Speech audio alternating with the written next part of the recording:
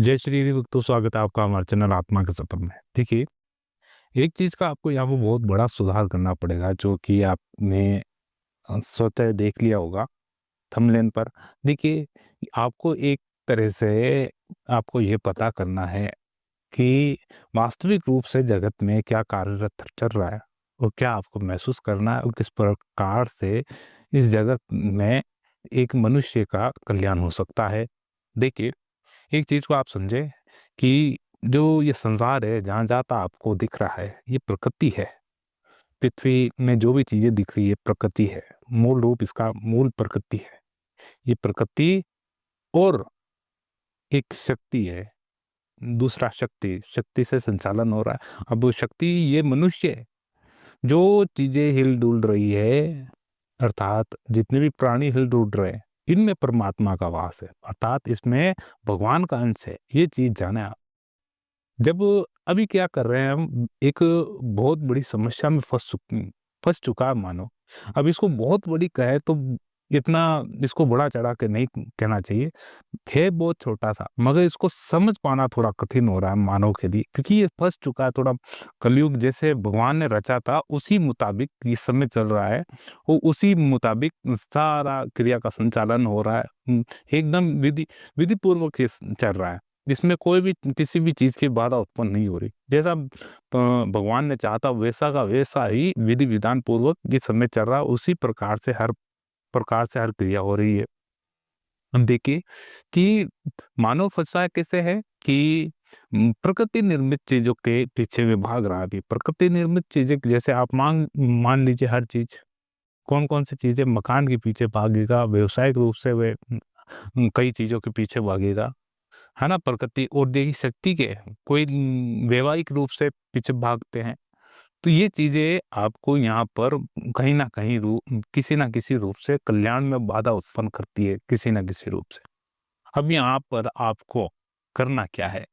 आपको करना सिर्फ़ यही है कि वासुदेव सर्वम, ये एक मूल मंत्र ही यही है, या एक सभी तरफ श्री हरि है। ये भाव रख ले आप अपने भीतर, और जो कुछ दिख रहा है उस चीज़ को आप अपने इंद्रियों की तरफ से देखते हैं, यानी आपने पंचभौतिक शरीर जिससे बनाया है, उन उसका दृष्टिकोण रखते हैं। भीतर तत्व जो परमात्मा तत्व है, आत्मा, उसका मूल स्वरूप अगर देख देख पाएँ, तो सबसे अच्छा होगा।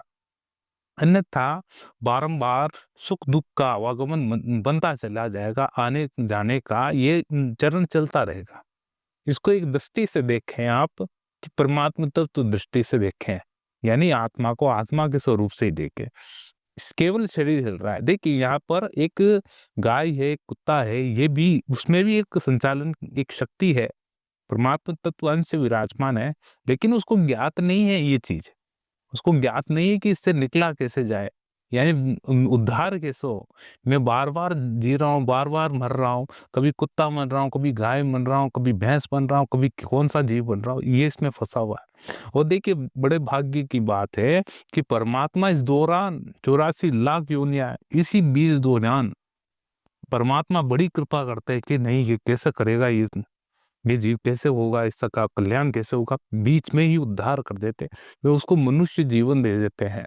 पूरा 84 भुगवाते नहीं हैं, इतना लंबा चरण नहीं चलवाते हैं। बहुत बड़ी कृपा करते हैं।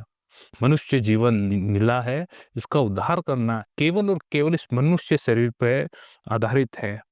जैसे कि आप हर चीज़ करते हैं, खाना खाते हैं, प्यास लगती है तो पानी पी लेते हैं।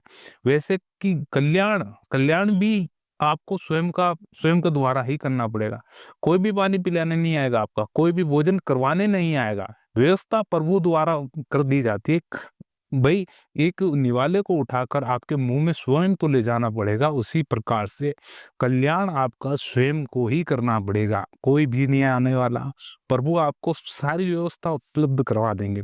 वे हर चीज़ ज्ञात करवा देंगे कि कल्याण के हेतु क्या-क्या साधन होने चाहिए, और गुरु की आवश्यकता है तो वे भी आपको गुरु प्रदान कर देते हैं। इस चीज़ को आपको समझना पड़ेगा। ये निरंतरता से आवागमन का चक्र चलता है और बहुत लंबे समय तक चलता है। लेकिन आपको हमको बहुत ही यानी धन्यवाद प्रकट करना चाहिए। कि प्रभु आपने हमारा उद्धार किया किसी भी प्रकार से। अब देखो हमको करना क्या पड़ेगा? देखिए कुछ भी नहीं करना है, कुछ भी नहीं करना है, बस यही है। भई आपको करने की ज़रूरत नहीं, हो रहा है, बस उसमें पात्र बन के रहें और बारंबार स्मृति, प्रभु की स्मृति याद करें, भगवान को याद करें केवल, है ना? भगवान को याद करें, हर जगह भगवान को याद करें। प्रभु आप होते, आप अगर आप नहीं होते तो ये कार्य कैसे होता? आपके ही द्वारा ये सभी कार्य विधि-विधान पूर्वक हुआ है और बहुत ही सफलतापूर्वक हुआ है। हर वो जगह भगवान को बीच में रखें, उनको धन्यवाद दें, उनको याद करें, बस इसी में ही काम होने वाला है, इसमें ही काम हो जाएगा। इसमें ही बिल्कुल 101% इसमें ही काम होगा। अन्यथा आप निराकार स्वरूप के पीछे भागेंगे, तो विवेकशील होना पड़ेगा बहुत ही ज्ञान मार्ग के द्वारा। मगर एक भाव जो कहते हैं ना प्रेम, भक्ति भाव, ये सगुण रूप से बहुत सरलतापूर्वक हो सकता है। प्रेम युक्त प्रेम भाव से, भावपूर्वक भक्ति से हो सकता है। अन्यथा आप निर्गुण पर निकलेंगे तो आपको बहुत ज्ञान में मार्ग में चलना पड़ेगा और ज्ञान दृष्टि से संसार को देखना पड़ेगा आपको। उसमें भी ये भाव, प्रेम भाव से चारों तरफ देखना पड़ेगा। कृष्ण है तो श्री कृष्ण, कृष्ण सर्व वासुदेव सर्वम, ये ही चारों तरफ, श्री कृष्ण ही श्री कृष्ण है चारों तरफ। ये भाव आपको रखना पड़ेगा।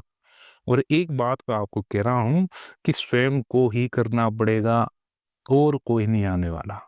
देखिए व्यवस्था सब है आपके पास आज के समय में। आपको ये पता भी चल गया है कि आप शरीर नहीं है, एक आत्मा है जिसका संचालन परमात्मा के द्वारा हो रहा है।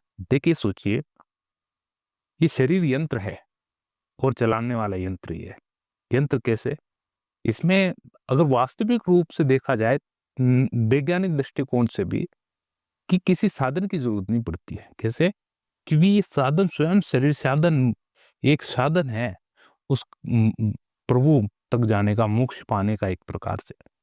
ये स्वयं साधन है, ये शरीर, ये ढांचा साधन है। इसमें आपको माला की जरूरत नहीं पड़ेगी। सोचे कैसे कि भाई आपने घड़ी यंत्र पहना हुआ है, जैसे घड़ी वो यंत्र ही है, वो निरंतर चलता जा रहा है, निरंतर टक टक टक टक टक आपके भाई सेकंड का अलग है, घंटे की सुई अलग है, इस प्रकार से हर प्रकार, है ना? तो इसी प्रकार ये शरीर है, इसमें आपके निरंतर रूप से श्वास चल रही है, निरंतर रूप से श्वास। तो ये हुआ ना यंत्र। अब करना क्या? केवल और केवल श्वासों के भीतर प्रभु का नाम स्मरण करते रहे। किसी प्रकार के साधन की जरूरत नहीं पड़ेगी, क्योंकि ये स्वयं साधन है उस परम पिता परमेश्वर तक जाने का।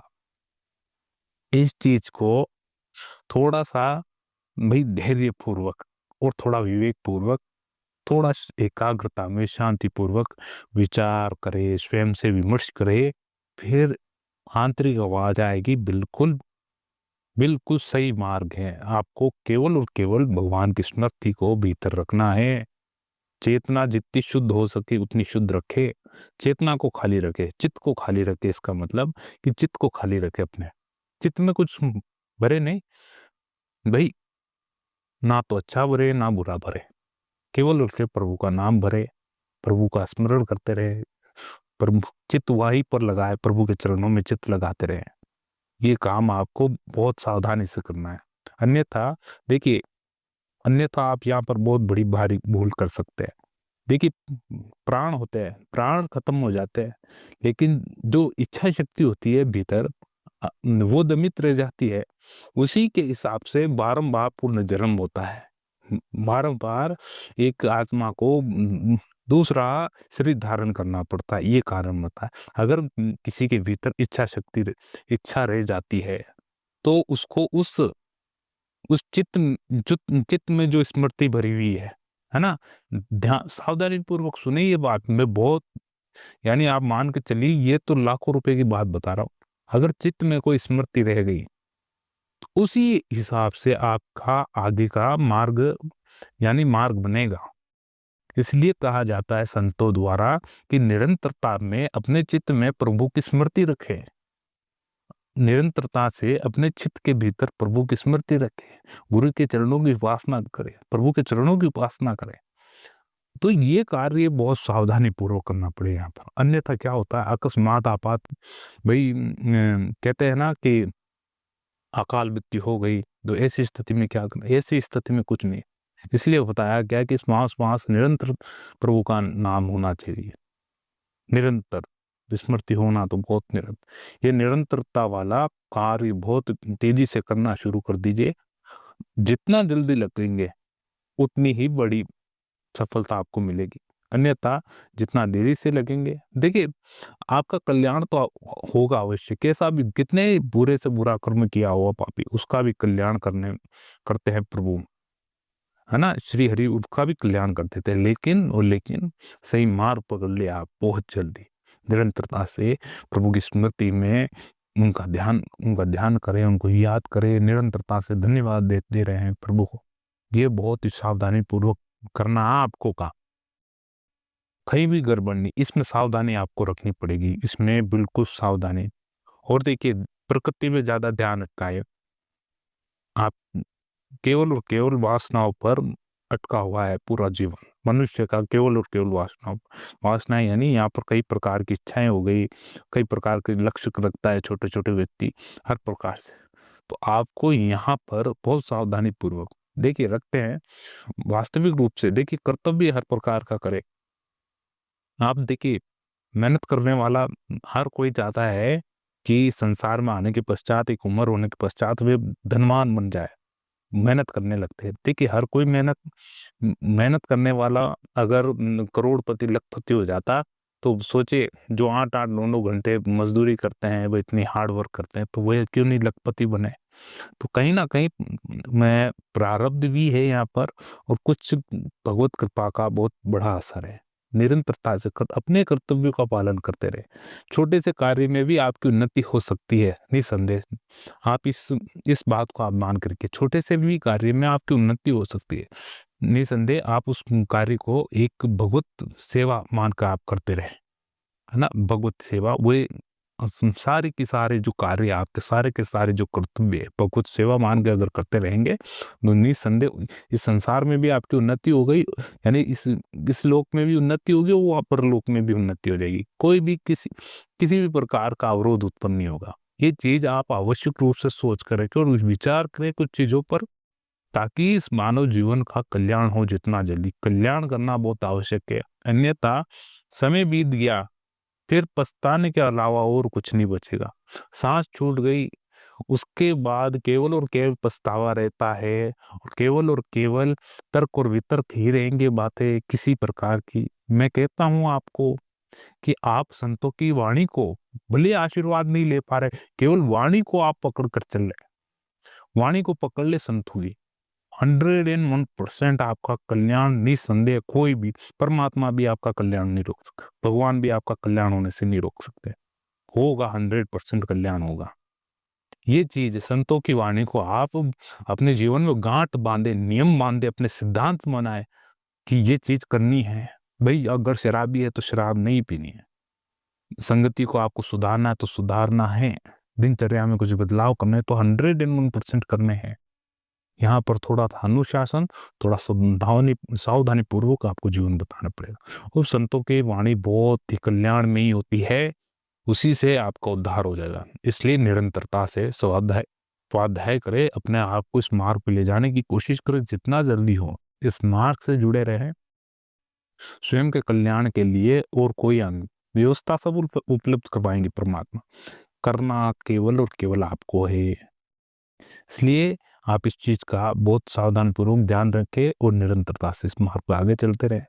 आपके मन में कुछ बातें हैं, संशय हो तो जरूर पूछे, और मिलते हैं आपसे अगले वीडियो में। और ये वीडियो आपको कैसा लगा जरूर बताएं, और अच्छा लगा हो तो जरूर लाइक करें और चैनल को सब्सक्राइब करें। आत्मा का सहयोग। मिलते हैं अगले वीडियो में, जब तक के लिए जय श्री हरि। ओम नमो भगवते वासुदेवाय।